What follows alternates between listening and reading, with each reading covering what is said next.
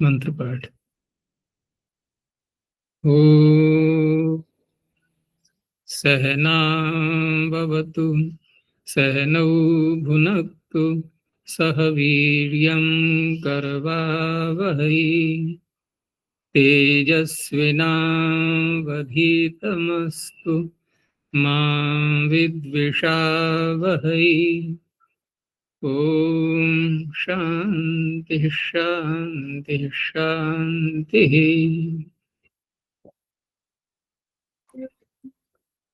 प्रारंभिक रचनानुवाद कुमुदी की 23वीं कक्षा 11वां अभ्यास हमने प्रारंभ कर दिया था। उसमें प्रथम भाग हमने उसका देख लिया था। आज अनुवाद के वाक्यों को देखेंगे। पहले इन वाक्यों को देख लेते हैं, उसके बाद फिर समय शेष रहता है तो अन्य कोई चर्चा करेंगे। तो यहाँ पर इन वाक्यों में पस धातु का ये प्रयोग दोबारा दिखाएंगे। पीछे भी आ चुका है इसका प्रयोग। और चतुर्थी विभक्ति, चतुर्थी विभक्ति के हमने कुछ नियम देखे भी थे यहाँ और पीछे भी देख चुके हैं कि संप्रदान कारक में चतुर्थी विभक्ति होती है और संप्रदान कारक संप्रदान संज्ञा करने वाले अनेक सूत्र हैं। उसमें सबसे मुख्य सूत्र है कर्मणा यम अभिप्रैति ससंप्रदानम। उसके बाद फिर उच्यर्थानाम प्रियमाणः श्लाघ नुंग स्थाशपान ईप्स्यमानः धारेरुत्तमर्णः स्पृहेरीप्सितः। फिर क्रुद्धद्रुहिर्ष्या सुयार्थानाम यम प्रतिकोपः, ये भी कल हमने देखा था सूत्र। और उसके बाद कौन सा आता है फिर? क्रुद्धद्रुहिर्ष्या सुयार्थानाम यम प्रतिकोपः आचार अधिकरण। नहीं, क्रुद्ध द्रोहो रूप सृष्टयोः कर्म, ये इसका अपवाद बन जाता है। और फिर राधिक्षौर्यस्य भी प्रश्न ये आया था, ठीक है ना। फिर प्रत्यांघ्याम श्रुवः पूर्वस्य कर्ता अनुप्रति गृणश्च, ये यहाँ तक चलता है अलग अलग विषय। उसके बाद फिर करण कारक के विषय में चर्चा प्रारंभ होती है साधकतमम करणम से। तो एक तो ये होगी कि संप्रदान कारक में चतुर्थी विभक्ति का प्रयोग करना।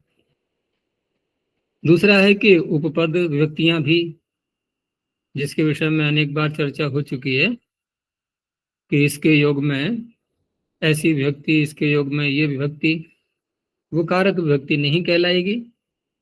जैसे यहाँ देखा हमने कि कृत्य के साथ में चतुर्थी विभक्ति, तो ये संप्रदान कारक में नहीं, ये उपपद विभक्ति के रूप में है। तो इस तरह से दोनों प्रकार की हम देखेंगे यहाँ पर अनुवाद के वाक्यों में। तो पहला वाक्य जिन्होंने दिया है, इसमें कुछ पीडीएफ फाइल में कुछ कट भी रहा है इधर, ये तो पुस्तक में आप उसको देख लेना। कि कृष्णः तस्मै दुर्जनाय क्रुध्यति। अब यहाँ तस्मै में जो चतुर्थी आई है, ये कारक विभक्ति है या कि उपपद विभक्ति है? उपपद विभक्ति। उपपद विभक्ति, तो सूत्र भी बताना होगा फिर।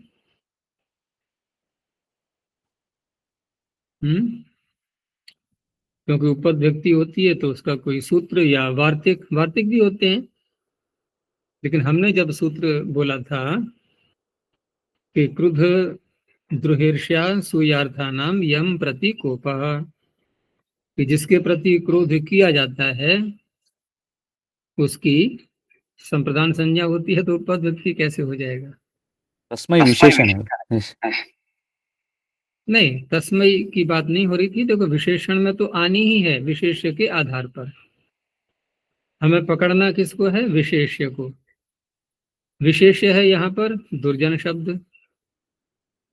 तो दुर्जन शब्द में जो चतुर्थी आई है, तो आपका उत्तर था कि ये उपपद विभक्ति है। उपपद नहीं है, ये कारक विभक्ति है। अर्थात ऐसा नहीं है कि कुप धातु के योग में जहां ऐसे कहा जाता ना कि इसके योग में, योग माने संबंध, कि इसके समीप या निकट आने पर, इससे इसके साथ संबंध होने पर इस शब्द में ऐसी ऐसी विभक्ति होती है, इस स्थिति को कहा जाता है उपपद विभक्ति। लेकिन यहां हमने कैसे किया था, यहां हमने कुप धातु आदि का प्रयोग होने पर जो भी कारक है उसका नाम, यानी कि यम प्रति कोप, जिसके प्रति कोप व्यक्त किया जा रहा है, उसका नाम कौन सा कारक रखा, संप्रदान। तो अब कहा जाएगा कि ये कारक संप्रदान। व्यक्ति, ये कारक व्यक्ति है, ठीक है ना, इसको उपपद नहीं कहेंगे। तो इस तरह से दुर्जनाय में चतुर्थी संप्रदान से चतुर्थी हुई है। जब भी हम किसी कारक का सूत्र लगाते हैं विभक्ति करने के लिए, तो स्पष्ट है कि ये कारक विभक्ति है, नहीं तो चतुर्थी संप्रदान सूत्र लगेगा ही नहीं।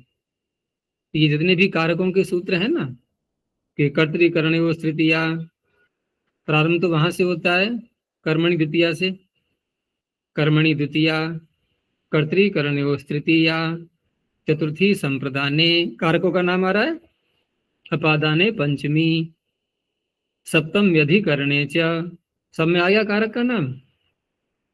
कहाँ प्रारंभ कहाँ से हुआ था, कर्मणि द्वितीया, देखो कर्म कारक का नाम आ गया, गिनते जाना, 6 कारक हमें लेने हैं, ये मुख्य मुख्य सूत्र बोल रहा हूँ, कर्मणि द्वितीया, कर्म का नाम आ गया।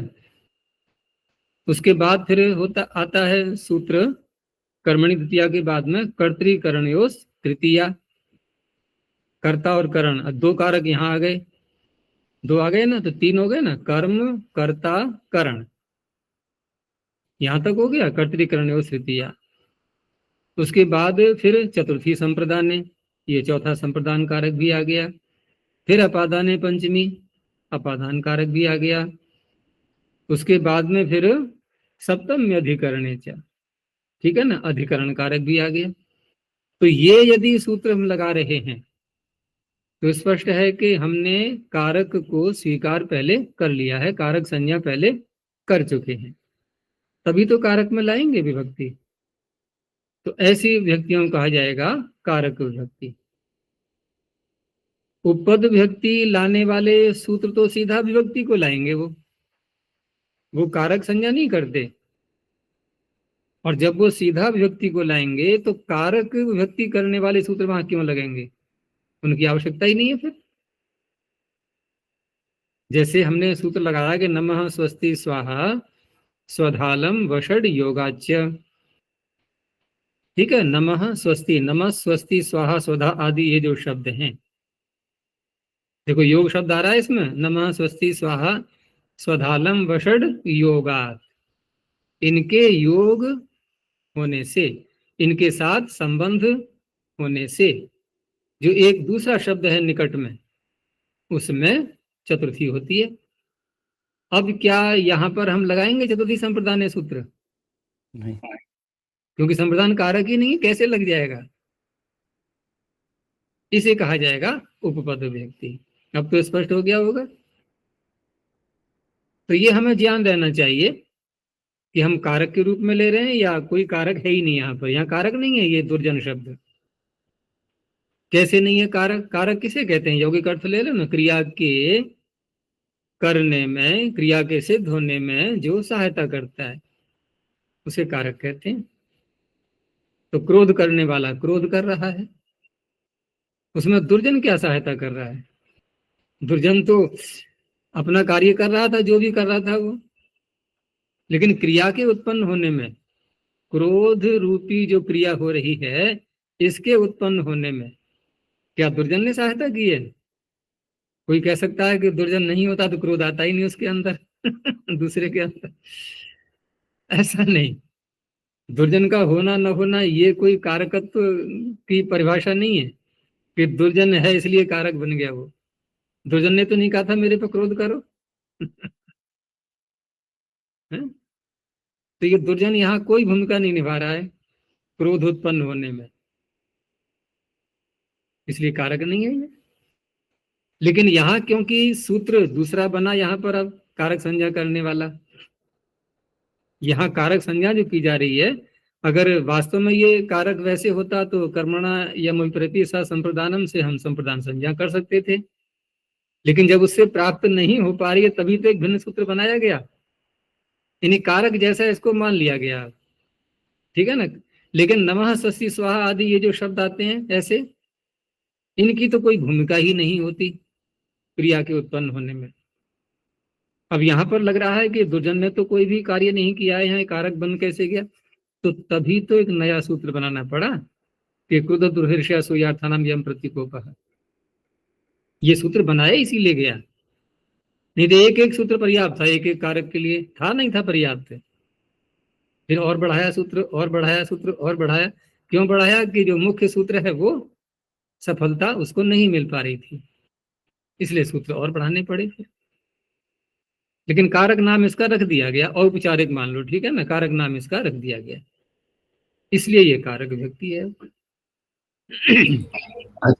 आचार्य जी, उपपद नाम की कोई संज्ञा नहीं है ना, मतलब जैसे नहीं, उपपद माने उप माने समीप, और पद शब्द होता ही है, तो समीप में आना ही कारण बन गया उसका, विभक्ति का, उसके कि नमस के साथ में हमने कहा गुरवे नमः, तो भक्ता ने नमस का प्रयोग किया था, उसको नमन करना था।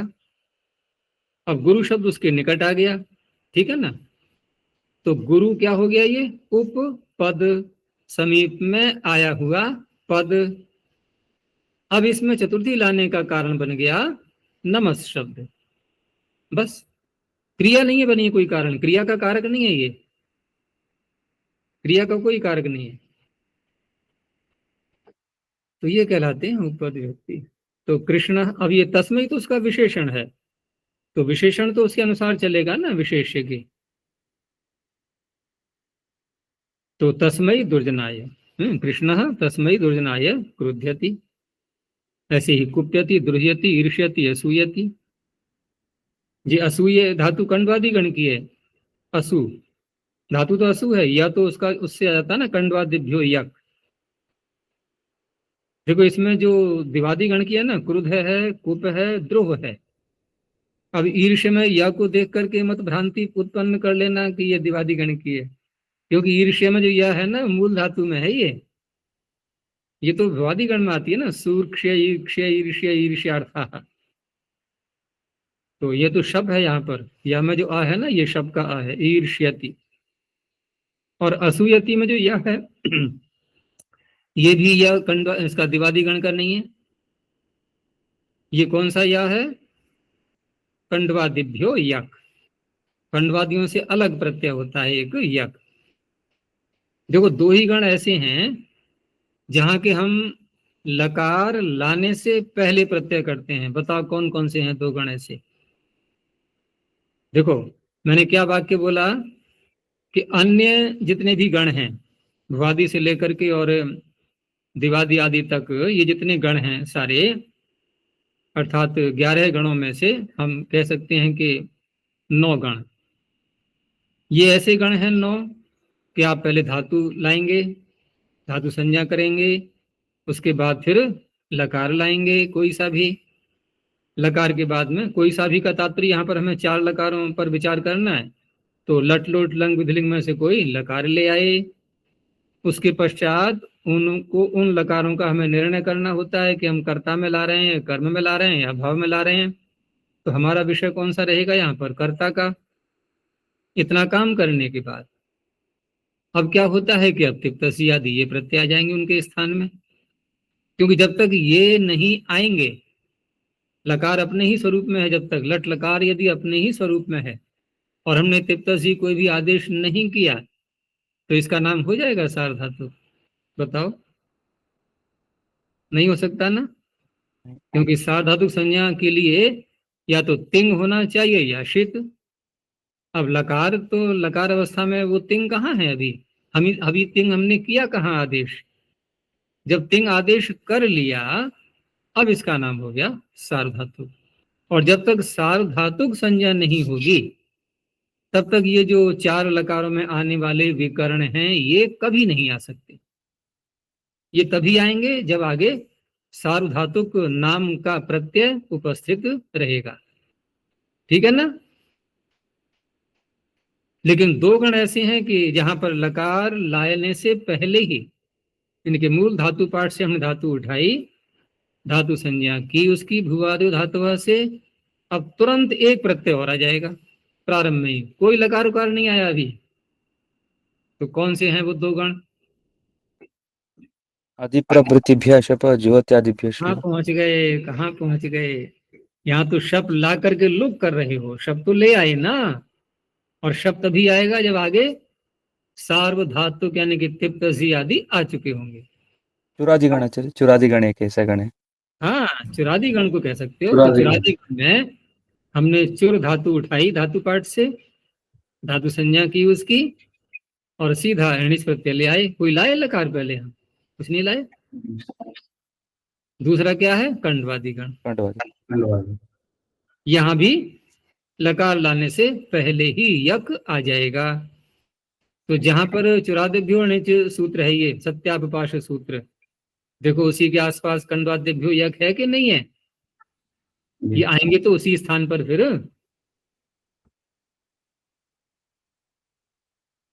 उसी के एक सूत्र आगे है, देखो हेतुमति च है, उसके बाद है फिर कंडवादिभ्यो यक, है ना।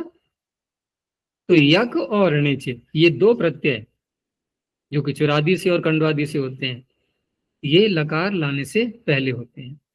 अब लकार लाने से पहले होंगे तो फिर एक बार धातु संज्ञा फिर करनी होगी, प्रत्यय सहित की अब होगी।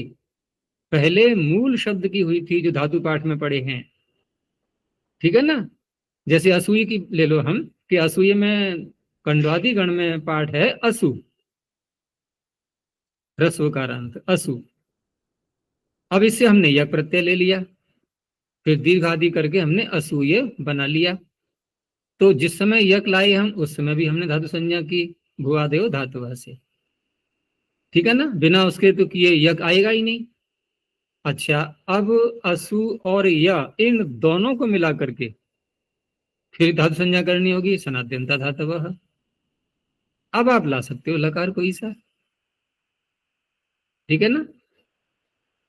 तो उसके बाद में फिर यहाँ क्या होगा? फिर शप आएगा, नहीं आएगा? दोबारा फिर आएगा। जैसे चुरादि गण में हम चोरी इतना बना करके और चोर यति बनाते हैं तो फिर शप आता है, तो शब्द तो आएगा फिर बाद में। तो इस तरह से बनता है ये।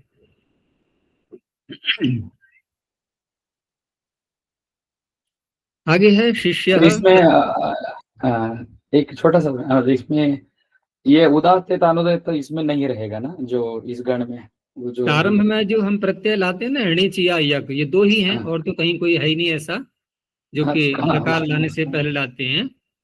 तो ये इसमें अनुबंध का वो विषय नहीं होता है कि ये उदात्त है या अनुदात्त है या स्वरित है, इस तरह से नहीं कहा जाता।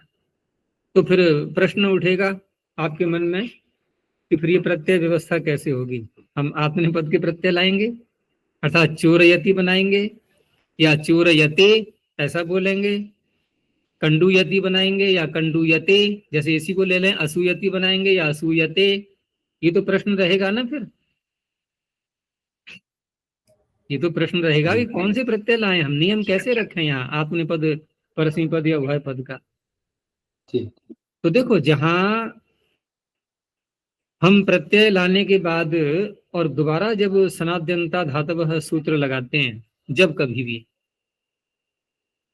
किसी भी धातु से, देखो एक चीज और समझना यहाँ पर कि चुरादी में तो णिच लाना हो गया अनिवार्य प्रारंभ में, लेकिन क्या हम भू धातु से णिच नहीं ला सकते? क्या पठ धातु से नहीं ला सकते णिच?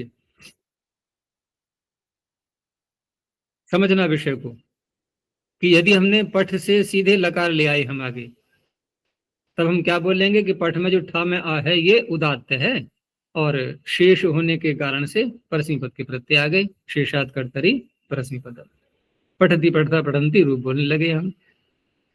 क्या हम पठ धातु से णिच नहीं ला सकते? ला सकते हैं,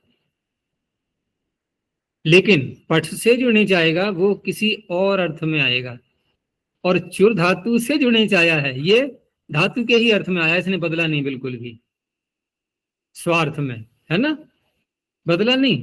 लेकिन पठ में जो नीचे आएगा वो किसी दूसरे सूत्र से आएगा और वह अर्थ को परिवर्तित कर देगा। अब पठ का अर्थ पढ़ना नहीं होगा, पढ़ाना हो जाएगा।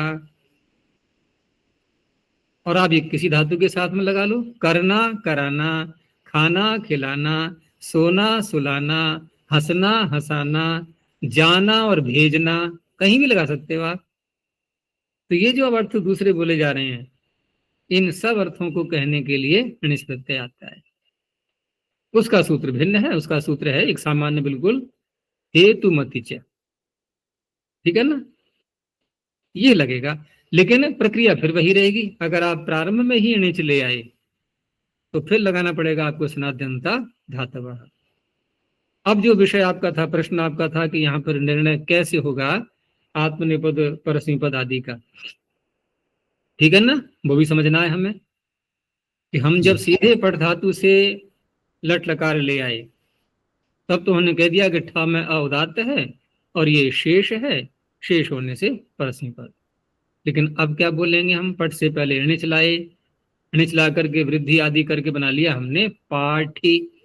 अब ये जो ठा में अ हमने अनुबंध हटाया है, इसका कोई महत्व नहीं है, इसकी कोई भूमिका नहीं है, क्योंकि धातु ही बदल गई है। पहले पठ धातु थी, अब है पाठी। णिच करके वृद्धि भी होगी, यहाँ पर पा में जो आ है ना, इसको वृद्धि हो जाएगी, तो धातु बन चुकी है पाठी ह्रस्वीकारांत। अब यहाँ क्या ठा में अ अपनी भूमिका निभाएगा कि मैं तो उदात्त था? अरे तू था उदात्त, लेकिन पठ के लिए था, पाठी के लिए नहीं। पाठी में उसका कोई महत्व नहीं है। तो फिर हम टिप तस्जी लाएंगे या ता ताम झ लाएंगे? अब ये तो विषय रहेगा ना, इसका तो निर्णय करना होगा। तो उसके लिए फिर अलग सूत्र है, ठीक है ना। उसके लिए सूत्र का तात्पर्य वहां ये नियम रखा गया है। सूत्र है कि याद होगा आपको, अगर नहीं ध्यान है तो दिखा दे रहा हूं मैं। सूत्र है णिचश्च।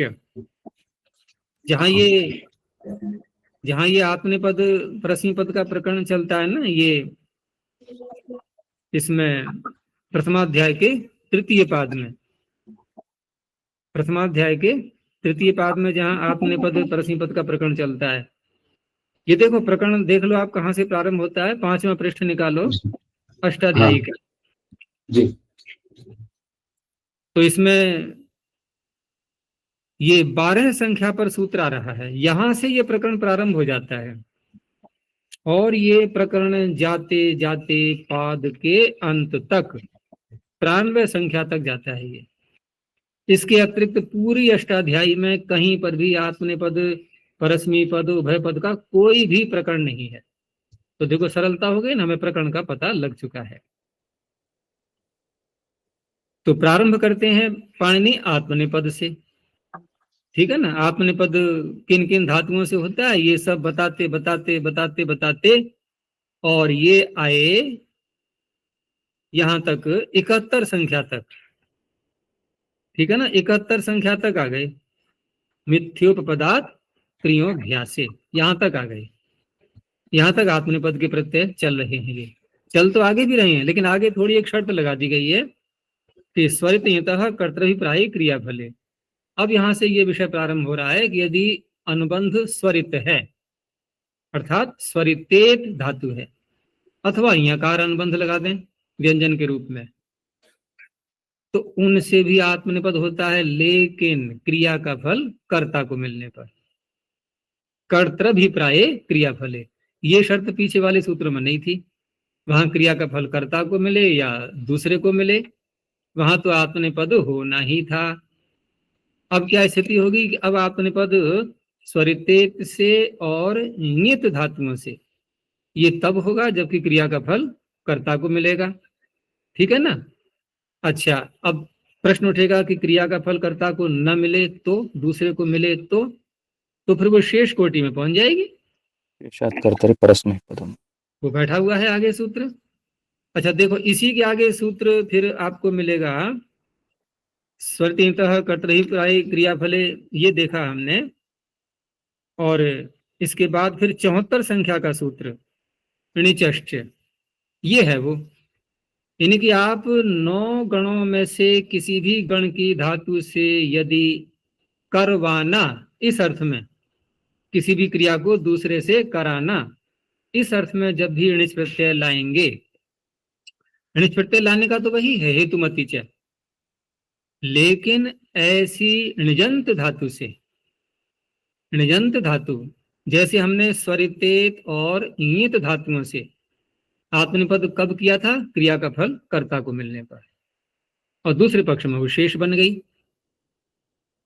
ठीक यही नियम यहां लगाओ आप, णिजंत धातुओं से क्रिया का फल कर्ता को मिलने पर आत्मनिपद होता है, दूसरों को मिलने पर वो शेष बन गई, तो वहां शेषाद कर्तरी परस्मै पदम हो गया निर्णय। अब तो आप यूं कह सकते हो कि जितनी भी णिजंत धातुएं हैं ये सब उभयपदी होती हैं। एक वाक्य में यदि बोला जाए तो ये उभयपदी होती हैं, लेकिन उभयपद में ये वर्गीकरण का ध्यान रखना होता है कि क्रिया का फल कर्ता को मिलने पर आत्मनिपद, दूसरे को मिलने पर परस्मै पद। हो गया स्पष्ट। अब तो हम पाठयति ऐसा भी कह सकते हैं, पाठयते ये भी बन सकता है, ठीक है ना, कोई विरोध नहीं है इनमें। इस तरह से ये निर्णय होते हैं सारे। लेकिन चुरादी गण की धातु वहां जो णिच आता है वो करवाने अर्थ में नहीं आया है, क्रिया करवाने में। चुराता है अर्थ यही है, चुरवाता है ये नहीं। चुरवाता है में ठीक है णिच ला सकते हैं हम, लेकिन वहां रूप में अंतर नहीं आएगा। और जो स्वार्थ में णिच प्रत्यय आ रहा है इससे सत्यापपाश सूत्र से, उसने अर्थ को नहीं बदला। वहां चोरयति का अर्थ चोरी कर रहा है यही है, बनना ही यही है उसका अर्थ। अब चोरी करवा रहा है तो आप एक णिच और लाएंगे, फिर तो और लाएंगे तो पहले वाले का लोप हो जाएगा, रूप में अंतर नहीं आएगा, अब अर्थ बदल जाएगा। अब चोरी करवा रहा है ये अर्थ हो जाएगा, फिर ये है तात्पर्य। आचार्य तो जी, ये जो आपने स्वार्थ में ऐसे प्रयोग किया ना शब्द, इसका अर्थ कहाँ छुपा हुआ है सूत्र में? इसका अर्थ यहाँ नहीं, जैसे हमने हेतुमती च सूत्र से एक णिच किया तो वहां तो अर्थ बदल गया, अब क्रिया का करवाना ये अर्थ हो गया। लेकिन सत्यापपाश सूत्र से जो णिच किया है चुरादी गण की धातुओं में, ठीक है ना, वहां जो णिच हुआ है वहां अर्थ नहीं बदला, उसे कहते हैं स्वार्थ। अर्थ का न बदलना स्वार्थ। जैसे पठ से हमने णिच किया तो पहले इसका अर्थ था पढ़ना, अब हो रहा है पढ़ाना। लेकिन चुर से हमने णिच किया तो पहले इसका अर्थ क्या था? चोरी करना, अब भी चोरी करना ही अर्थ है, चोरी करवाना अर्थ नहीं है। इसे कहते हैं स्वार्थ। सूत्र में नहीं कहा जाएगा ऐसे।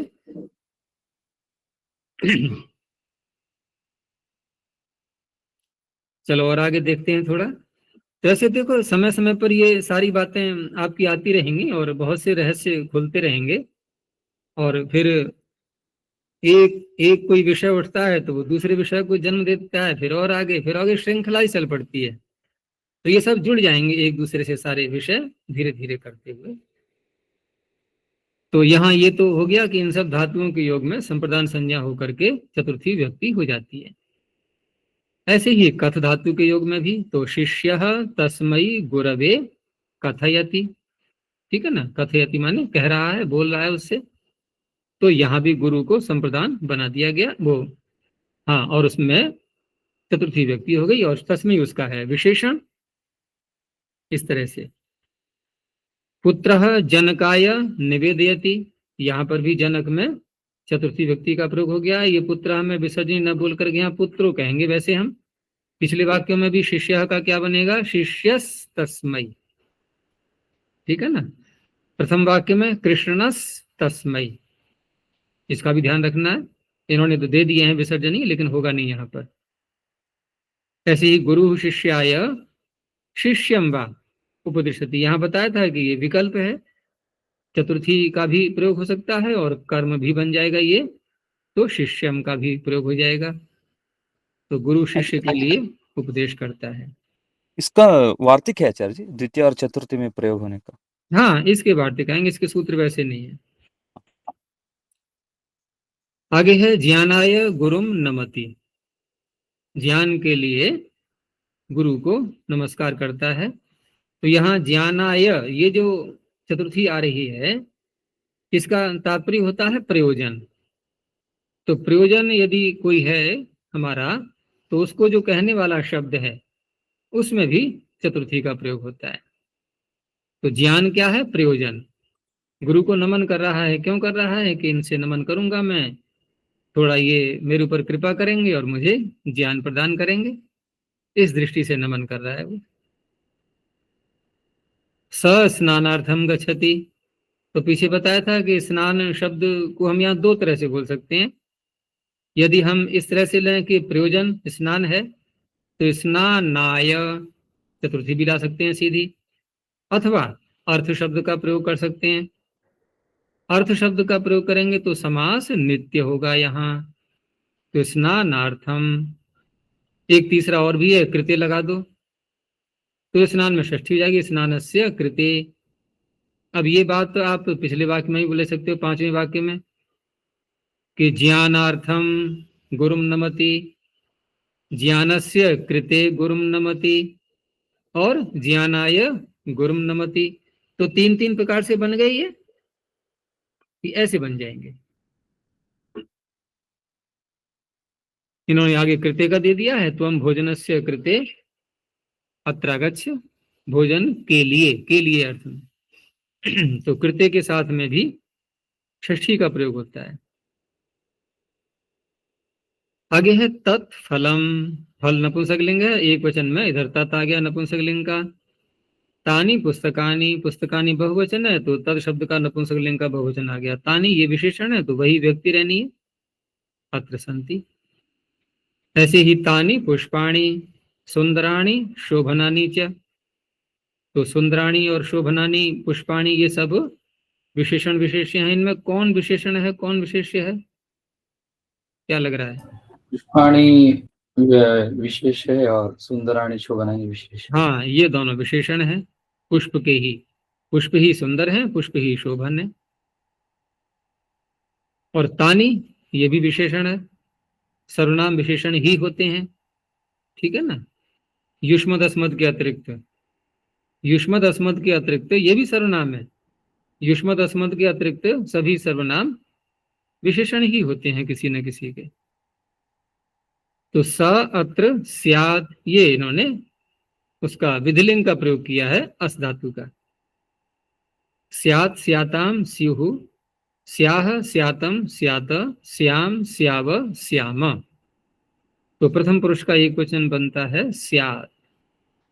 और भाषा में ये अस धातु का विधिलिंग का प्रयोग बहुत होता है, बहुत मिलेगा आपको इसका प्रयोग। जब साहित्य पढ़ोगे ना संस्कृत का, तो बहुत प्रयोग मिलेगा इसका स्यात् का।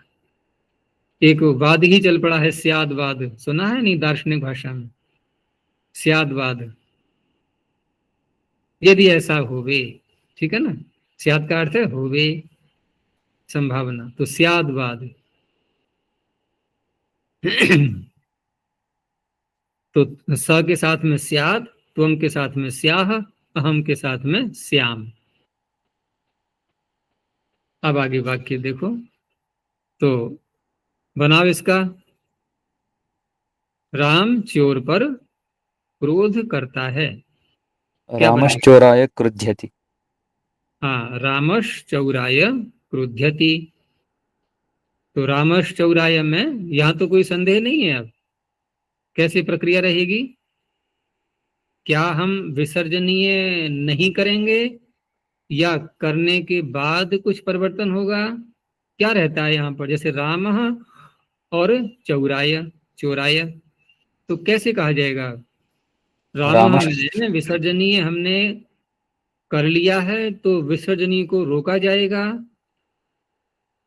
या क्या, या कुछ और होगा? विसर्जनीय के स्थान में सकार होगा, विसर्जनीय से सह, अर्थात विसर्जनीय करेंगे जी। तो देखो, ये करेंगे जो शब्द बोला, ये कैसे बोला हमने, हमें ये निश्चय कैसे है? तो विसर्जनीय जहां होता है, तो प्राय आप लोगों ने 7 वर्ण याद किए हुए हैं, क ख प फ श श स। तो आपको इनमें से तो कोई आ नहीं रहा है, विसर्जनीय क्यों करेंगे भाई?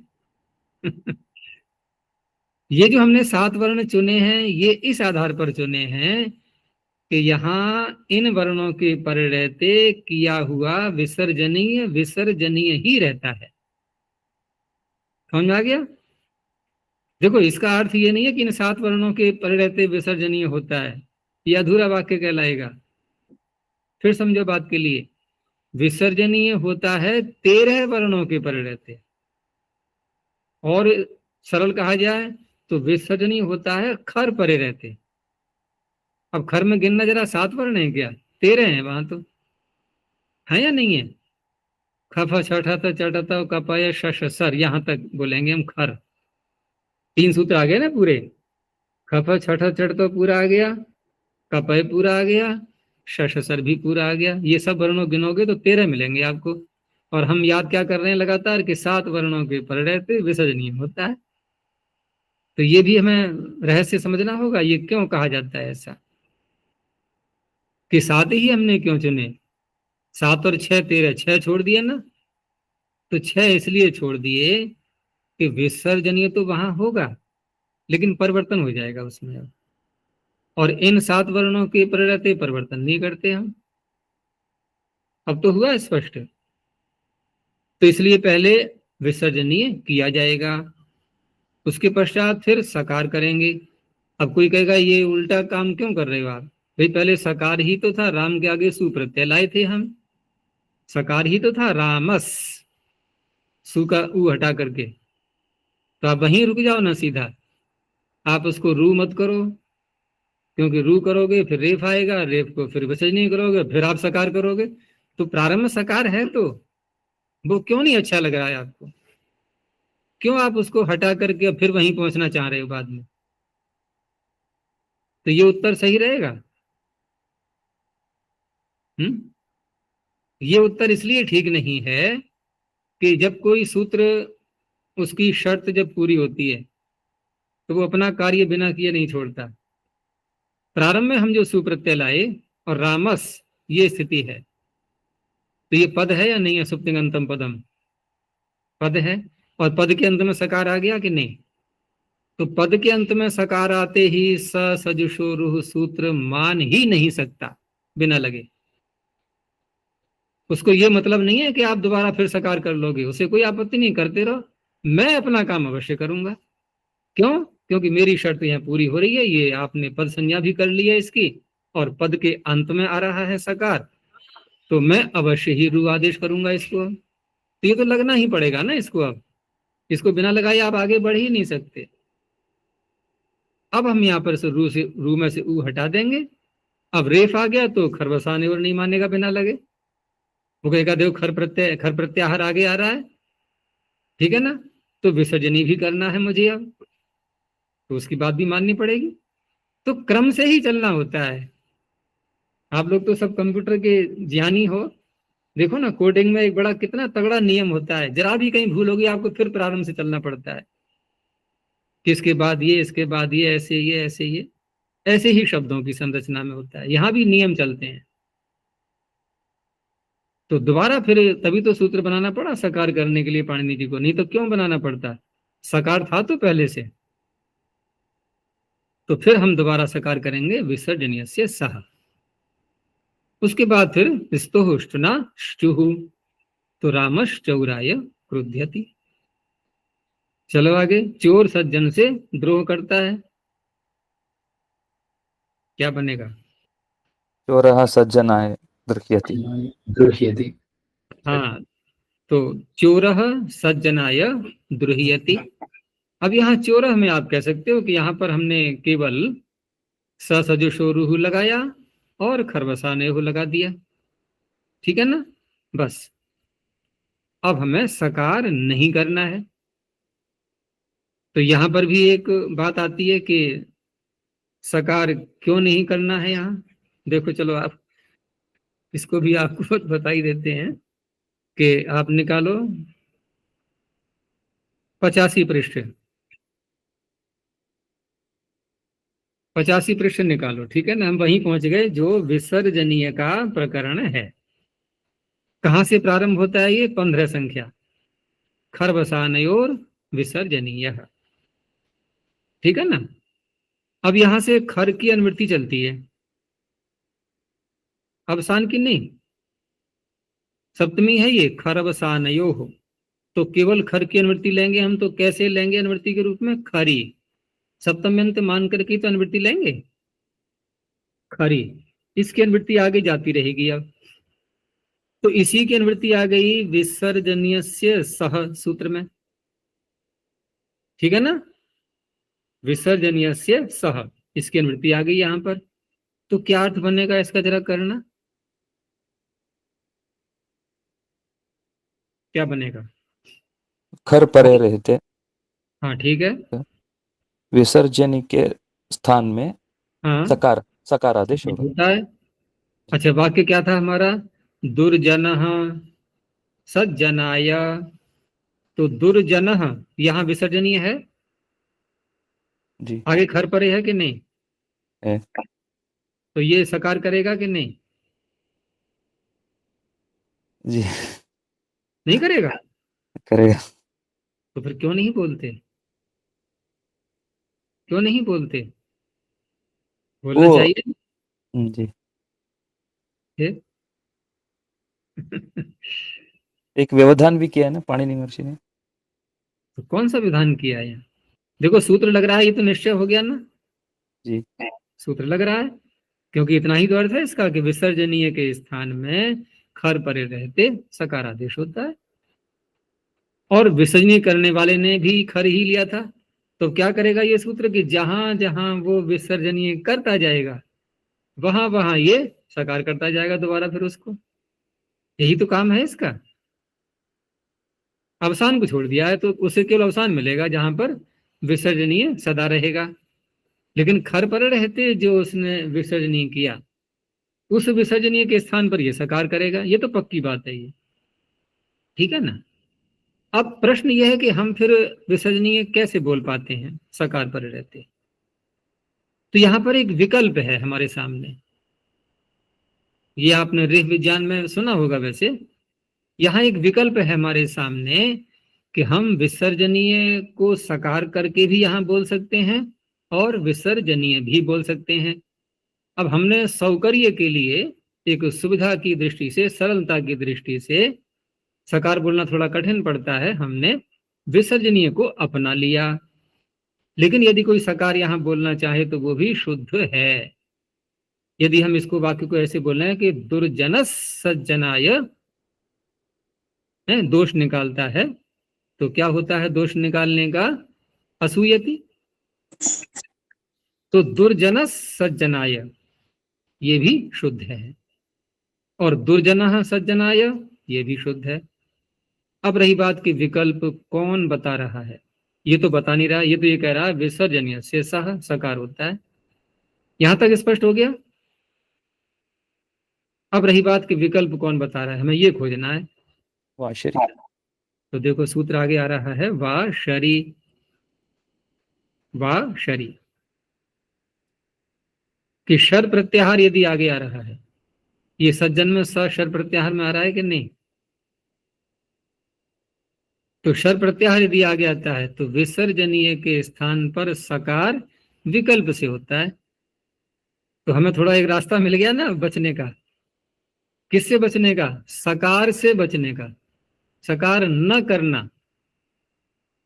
इसके लिए हमें अनुमति मिल गई है ना कि हम सकार न करें, अर्थात विसर्जनीय से सह सूत्र को न लगाएं, तो हम कोई अपराध नहीं कर रहे। अब क्यों? एक सूत्र सहायता कर रहा है हमारी वाशरी, वो कह रहा है आप बोल सकते हो विसर्जनीय भी, यहाँ पर बिना सकार के भी आप रह सकते हो, तो हमने वही चुन लिया। तो इस तरह से ये 3 वर्णों का तो निर्णय ऐसे हो गया। 3 वर्णों का, कौन से 3 वर्णों का? श, श, स, यही तो आ रहे हैं शर प्रत्याहार में। तो इन 3 के परे रहते आप विसर्जनीय भी बोल सकते हो और सकार भी बोल सकते हो। हमने कौन सा चुन लिया? विसर्जनीय बोलने का पक्ष, वो हमें अच्छा लग रहा है, ठीक है ना, क्योंकि साहित्य में प्राय ऐसे प्रयोग मिल रहे हैं, तो हमने भी वही अपना लिया एक बाहुल्य देख करके। लेकिन आपने देखा होगा कि शांति ही शांति जैसे बोलते हैं, तो उच्चारण में आपने सुना होगा शांतिश शांतिश शांति ही, और यदि कोई कह रहा है शांति ही शांति ही शांति ही, वो भी शुद्ध है, क्योंकि वाशरी विकल्प कर रहा है ना। तो एक पक्ष में हम सकार कर भी तो सकते हैं, और सकार कर लेंगे, उस सकार को फिर स्तोष्टनाष्टु से तालव्य सकार हो जाएगा, तो शांतिश शांतिश ऐसे भी कह सकते हैं। लेकिन अंतिम शांति पर, अंत में जो शांति आ रहा है तीसरा, वहां तो अवसान। वहां अवसान आ गया, वहां तो बोलना ही पड़ेगा आपको विसर्जनीय, वहां कोई ऑप्शन नहीं है, वहां तो बोलना ही होगा। तो 7 वर्णों में से 3 वर्ण का तो निर्णय ऐसे हुआ, अब 4 और रह गए। तो क्या हम 4 में नित्य विसर्जनीय बोलेंगे? क्या उन 4 में ये सूत्र नहीं लग रहा है विसर्जनीय से सह? आज तो बहुत समस्या आ रही है ना। विसर्जनीय से सह तो पूरे खर को ले रहा है ना, तो 3 में तो हमने वाशरी से निर्णय कर लिया, लेकिन क ख और प फ ये भी तो आ रहे हैं खर में, इनके परे रहते हुए भी तो विसर्जनीय को सकार प्राप्त हो रहा है कि नहीं? बताओ अच्छा ईमानदारी से। हो रहा है। वो तो पूरा खर को ले रहा है ना विसर्जनीय से सह, वो तो किसी को नहीं छोड़ रहा है, 13 में से सबको ले लिया उसने। तो यहां भी वो सकार प्राप्ति दिखा रहा है सकार की। अब क्या करें? हम तो विषय वो नहीं हो बोल कफ, हैं। वो हो कफ। तो वहां के लिए सूत्र आ रहा है, देखो एक चीज और है यहाँ, उसको समझने से पहले कि विसर्जनीय से सह के आगे जो सूत्र आ रहा है, या इसको यूं समझो कि विसर्जनीय से सह जो सूत्र है, इसने कहा विसर्जनीय के स्थान पर खर पर रहते सकार होता है। इतनी बात पहले मस्तिष्क में रख लेना। उसके आगे हम जब कुपोह कपोह जो सूत्र लगाएंगे, तो यहाँ पर 2 अनुवृत्तियां आ रही हैं, तब समझ में आएगा अर्थ ये। एक तो आ रही है अनुवृत्ति विसर्जनीयस्य की, ठीक है ना, 34 संख्या से।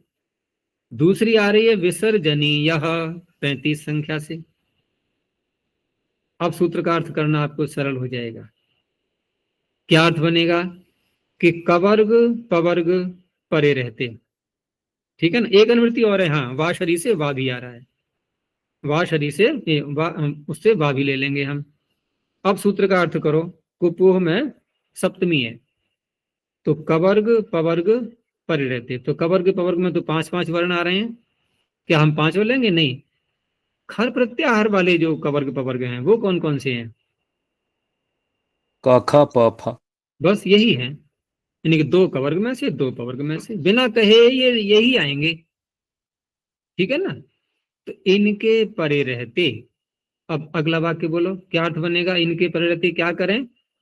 तो विसर्जनीयस्य विसर्जनीयः वा भवति, बोल दो आगे, क्या अर्थ बना? अभी कप्पू से नहीं बोला है मैंने, जी। तो अब इसको पूरा अर्थ करेंगे अब दोबारा, के कवर्ग पवर्ग परे रहते विसर्जनीयस्य विसर्जनीय के स्थान पर, ठीक है ना, कप पौ यानी कि जिह्वामूली और उपधमानीय ये आदेश विकल्प करके होते हैं।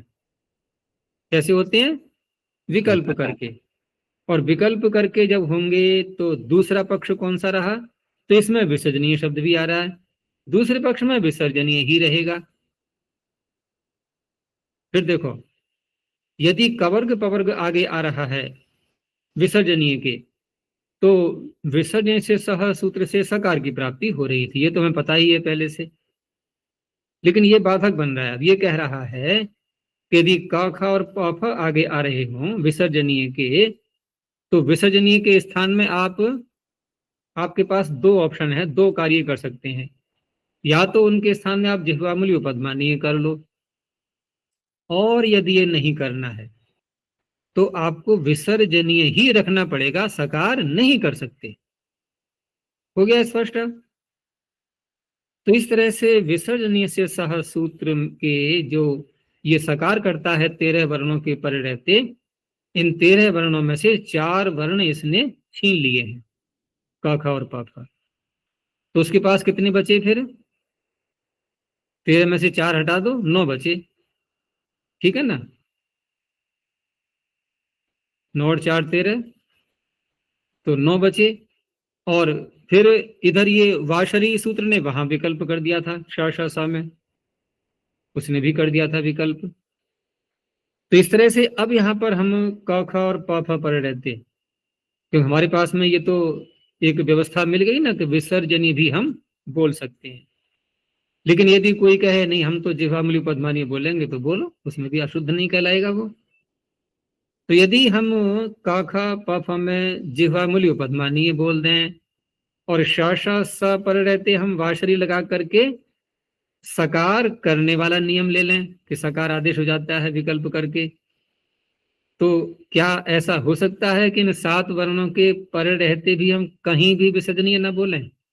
हो सकता है कि नहीं? बोलो, हो सकता है ना जी? वहाँ देखो, श श स आ रहे हैं तो हमने सकार कर दिया, क ख प फ आ रहे हैं तो हमने जिह्वामूली पद्मानीय कर दिए। अब 7 वर्ण तो हमारे छिन गए। यही तो थे 7 दिन के आधार पर हम विसर्जनीय बोलते थे। केवल हमारे पास में क्या बचा? अब अवसान। तो ये सारे रहस्य हैं इसके अंदर। तो हमने क्या चुना है यहाँ पर कि इन 7 वर्णों के पर रहते हमने वाशरी में से जो विकल्प पक्ष है वो कौन सा लिया? विसर्जनीय वाला। और जो 4 वर्ण हैं वहां कुपो कप ऊंचा ने जो विकल्प दिया था उसमें से कौन सा पक्ष लिया हमने? वहां भी ले लिया विसर्जनीय वाला। अब ये हम कह पाते हैं कि इन 7 वर्णों के पर रहते विसर्जनीय हो जाता है।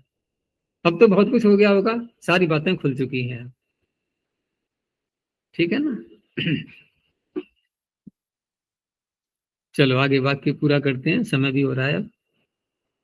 तो दुर्जन सज्जनाय असूयति, ऐसे ही सेनापति उस राजा से कहता है।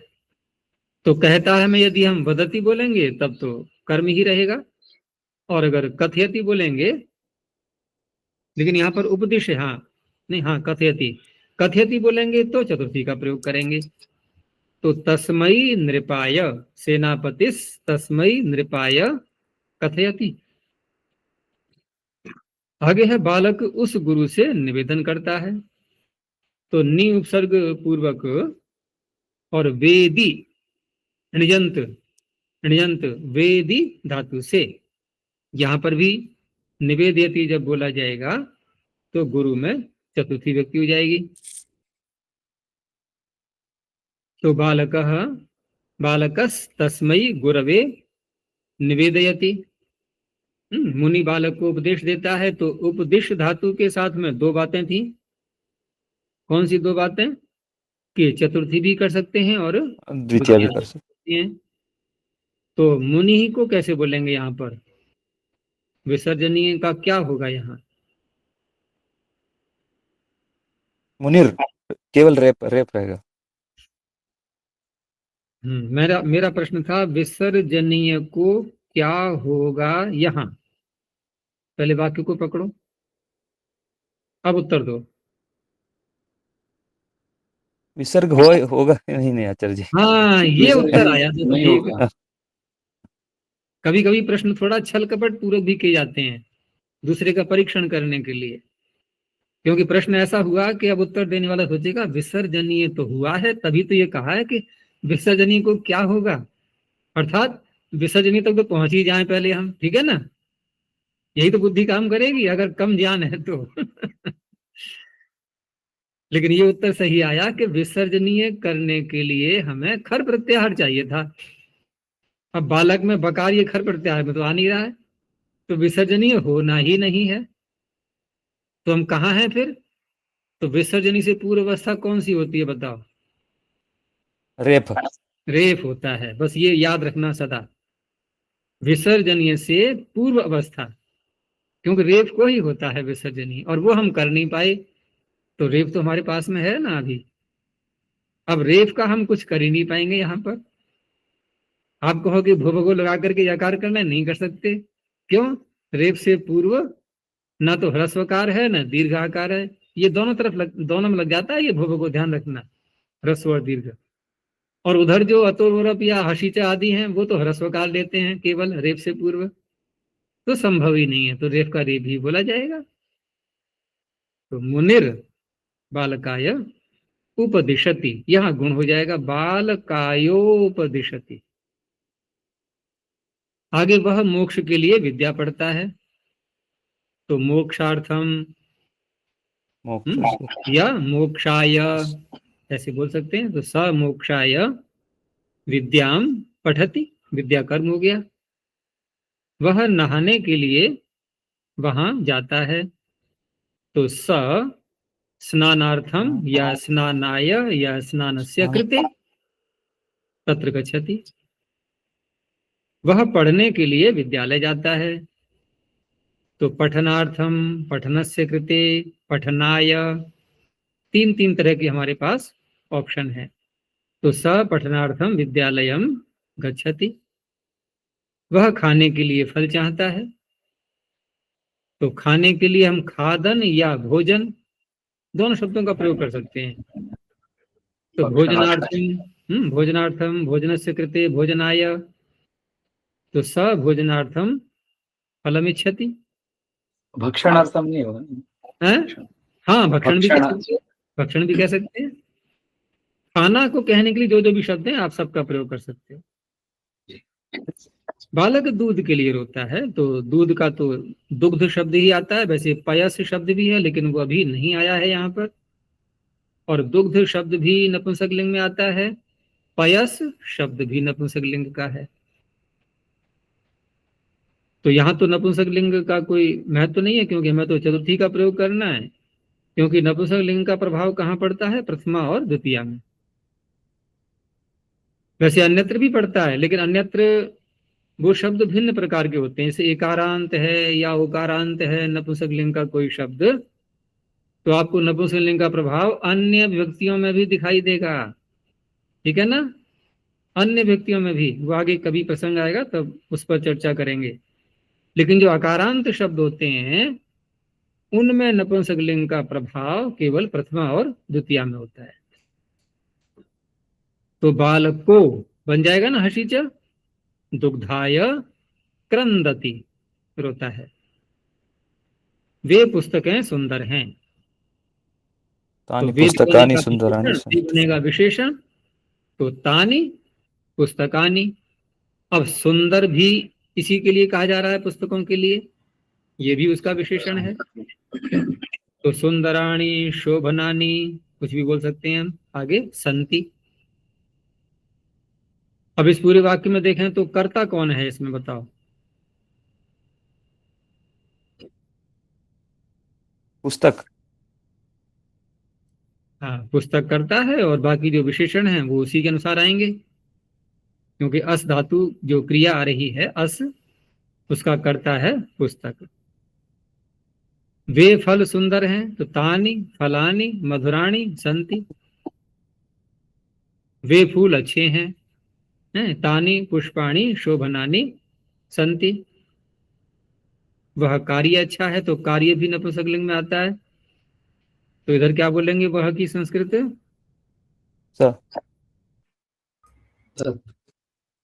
नपुंसकलिंग है ना, नपुंसकलिंग तत्कार्यम शोभनम अस्ति। शोभन भी नपुंसकलिंग में आएगा। समीचीनम भी नपुंसकलिंग में आएगा। जो कार्य अच्छा है वह करो। अब यहाँ जो की संस्कृत, ये भी नपुंसकलिंग में बोलना पड़ेगा हमें। कार्य नपुंसकलिंग का बनेगा ना विशेषण, यत कार्यम। फिर अच्छा का भी जो शब्द संस्कृत में आएगा वो भी नपुंसकलिंग में आएगा, शोभनम अस्ति या समीचीनम अस्ति। फिर वह किसको बोल रहा है? कार्य को ही तो बोल रहा है। तो फिर क्या आएगा यहाँ पर? तत्। तो जो हमने पहले बोला था यत, तो यत में कौन सी व्यक्ति है?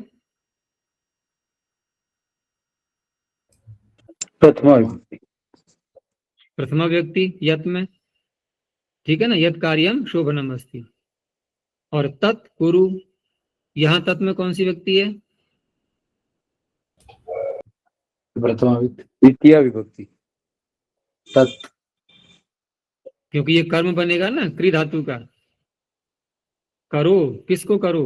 कार्य को, ये कर्म हो गया। अब क्योंकि तत् प्रथमा का भी एक वचन वैसा ही बनता है, द्वितीय का भी एक वचन, दोनों में एक जैसा रहता है ना।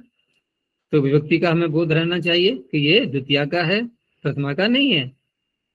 ठीक है ना, क्योंकि ये कर्म के रूप में आया हुआ है। यहाँ पर कौन से फल मीठे हैं, तो कानी फलानी मधुराणी संति, वह घर पर हो गई। अब ये जो अगले वाक्य आ रहे हैं सारे, ये सब अस धातु के प्रयोग करने के लिए इन्होंने दिए हैं। और यहाँ हमें कौन सा प्रयोग करना है, लकार का, विधिलिंग का। ठीक है ना, तो स घर पर, तो गृहे, ठीक है ना, आधार हो गया घर। स गृहे, आगे बोलो, होवे की स्यात् स्यात्। भवे। तू वहां होना, तो त्वम तत्र, आगे स्याः स्याह, मध्यम पुरुष का एक वचन। मैं यहाँ हूं, तो अहम् अहम अत्र अत्र। असानि असानि हमें बोलना है विधिलिंग का। श्याम असानी श्याम असानी अशुद्ध नहीं है, लेकिन हमें विधिलिंग का भी अभ्यास करना है। तो क्या बनेगा, अहम् अत्र स्याम। श्याम। एक मंत्र सुना है जिसमें श्याम शब्द आता है,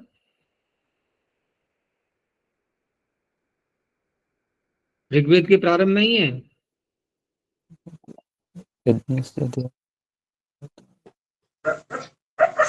नहीं ध्यान आ रहा है, जिसमें श्याम शब्द आता है,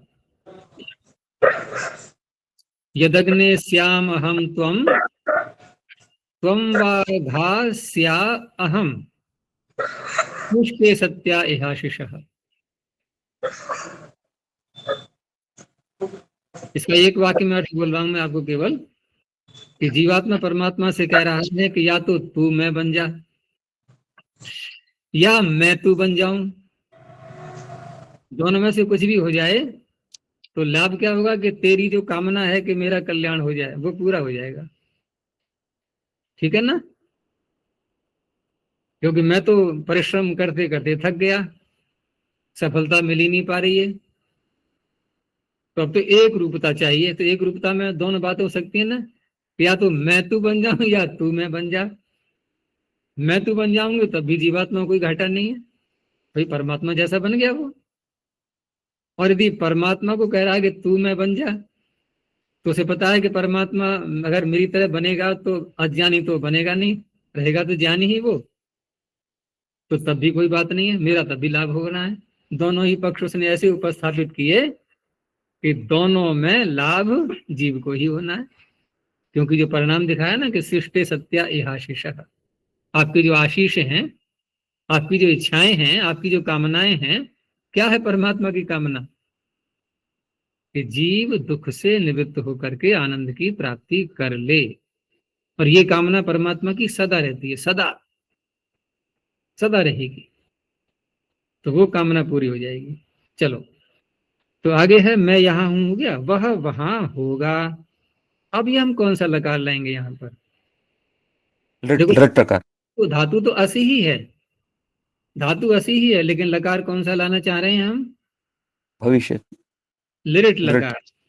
तो लिरिट लकार में अस धातु का रूप कैसे बनेगा, भविष्यति भविष्यतः भविष्यति भू आदेश हो जाएगा, अस्तेर भू। अस्तेर्भुः ठीक है, तो स तत्र भविष्यति, तू कहाँ होगा, तो हम कुत्र भविष्यसि, मैं यहाँ होऊंगा, अहम अत्र भविष्यामि। भविष्यामि।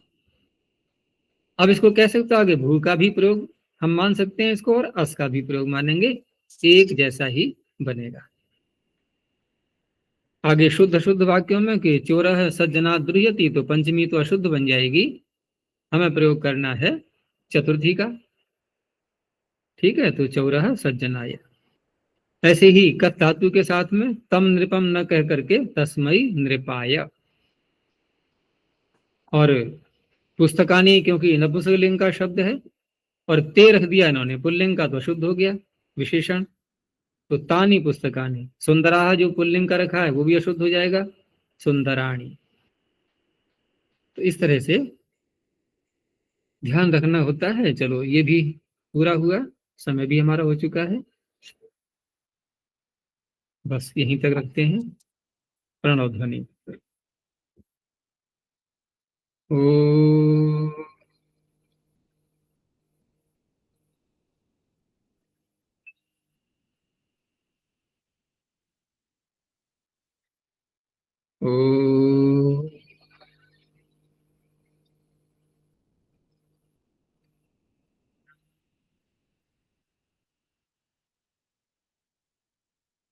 ओ